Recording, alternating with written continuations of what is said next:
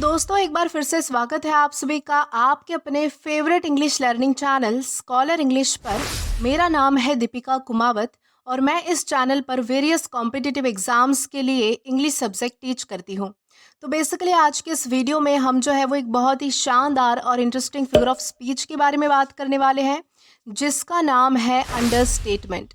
तो चलिए आइए देखते हैं कि अंडरस्टेटमेंट यानी क्या होता है और किस तरह से इसका राइटिंग्स में हम यूज़ कर सकते हैं। दोस्तों अगर बात करें अंडरस्टेटमेंट के बारे में तो अंडरस्टेटमेंट का मतलब होता है किसी चीज़ को कम इम्पोर्टेंस देना या फिर उसकी असली वैल्यू से उसे कम दर्जा देना। ये एक ऐसा रिटोरिकल डिवाइस होता है जिसमें आप किसी बात को छोटा बनाकर पेश कर सकते हो जबकि वो चीज़ असल में बहुत ज़्यादा सीरियस या फिर बहुत ज़्यादा इम्पॉर्टेंट होती है। मतलब अंडरस्टेटमेंट में आप सीरियस या फिर ड्रामेटिक चीज़ को सॉफ्टली या फिर कैजुअली प्रेजेंट करते हो। दोस्तों इसे ही तो कहते हैं अंडरस्टेटमेंट।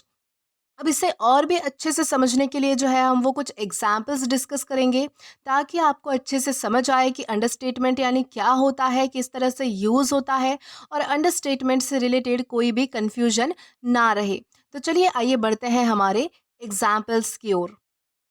तो दोस्तों हमारा सबसे पहला एग्जाम्पल आता है इट्स जस्ट अ स्क्रैच। दोस्तों मानो कि आप अपनी कार का बम्पर तोड़ चुके हो और फिर भी आप कह रहे हो कि बस थोड़ा सा स्क्रैच ही तो है। ये हमारा अंडरस्टेटमेंट बन जाता है क्योंकि यहाँ आपने बहुत ही ज़्यादा सीरियस और इंटेंस सिचुएशन को भी बहुत ही कैजुअली, बहुत ही नॉर्मली और सॉफ्ट टोन में प्रेजेंट किया है। यानी कि यहाँ पर आपकी जो है वो गाड़ी का नुकसान हो चुका है लिटरली और आप कह रहे हो कि थोड़ा सा बस स्क्रैच ही तो आया है।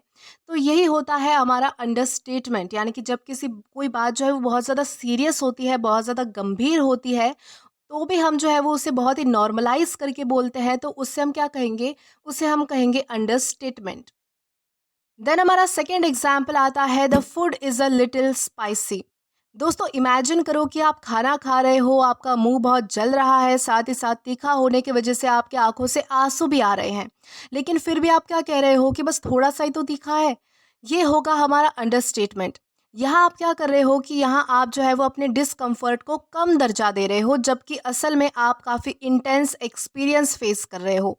यानी कि आप जो है वो यहाँ पर सिचुएशन को बहुत ही ज़्यादा कम इम्पोर्टेंस दे रहे हो, यानी कि बहुत ही कम दर्जा दे रहे हो, अपने डिस्कम्फर्ट को जो है वो छुपा रहे हो एक तरीके से।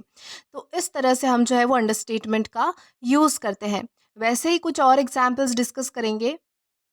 देन हमारा अगला एग्जाम्पल आता है the weather's a bit chilly today.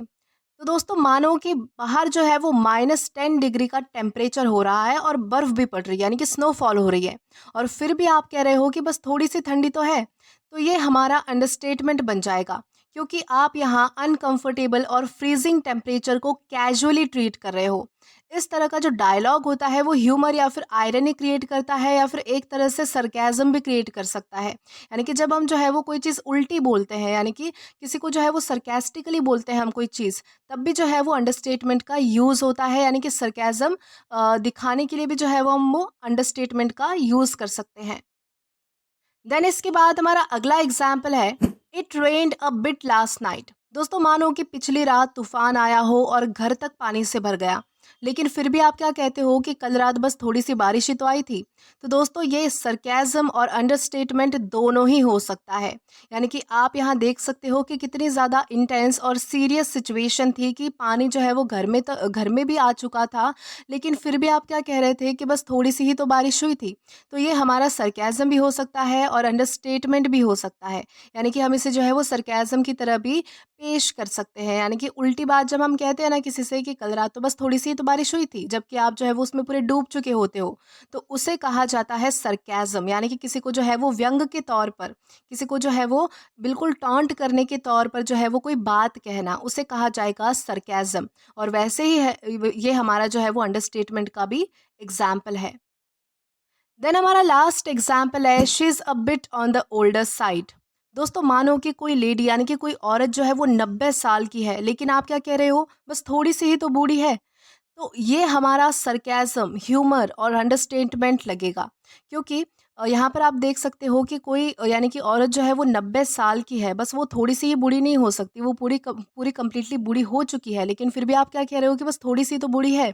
तो उससे हम क्या कहेंगे, उससे हम कहेंगे अंडरस्टेटमेंट कहेंगे। एक तरह से ये सरकैज़्म भी है, एक तरह से ये ह्यूमर भी है, यानी कि ये हमें हँसने का भी मौका देता है कि सामने वाला बात क्या कर रहा है ऐसी, मतलब कि वो सामने वाली जो औरत है, कोई लेडी है, वो 90 साल की है और उसे बस थोड़ी-सी बूढ़ी बता रहा है। तो एक तरीके से सरकैज़्म भी लगता है, ह्यूमर भी लगता है और अंडरस्टेटमेंट तो है ही है। और वैसे भी लोग ऐज के मामले में डायरेक्ट नहीं होते, तो यहाँ पर पोलाइटली उस सिचुएशन को डिस्क्राइब किया गया है।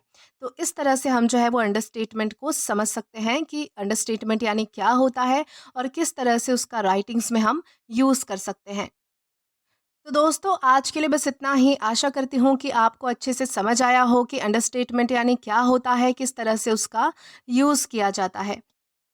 तो दोस्तों, अगर आपने अभी तक हमारा टेलीग्राम चैनल ज्वाइन नहीं किया है, तो टेलीग्राम पर English with Deepika Kumawat search करके या फिर डिस्क्रिप्शन में दिए गए लिंक के थ्रू डायरेक्ट आप हमारा टेलीग्राम चैनल ज्वाइन कर सकते हैं, ताकि आप कभी भी किसी भी नए आने वाले वीडियो से रिलेटेड कोई भी अपडेट्स मिस ना करें। और दोस्तों, अगर आपको आज का ये वीडियो पसंद आया है या फिर हेल्पफुल लगा है, तो do like this video, subscribe the channel and share as much as you can. और अगर आपने इससे पहले वाले वीडियोस नहीं देखे हैं, तो यहाँ पर मैंने एक प्लेलिस्ट प्रोवाइड कर दी है, जहाँ पर आप क्लिक करके वो सभी पहले वाले वीडियोस भी देख सकते हैं और एक्सप्लोर कर सकते हैं। Till then, keep learning. Thank you.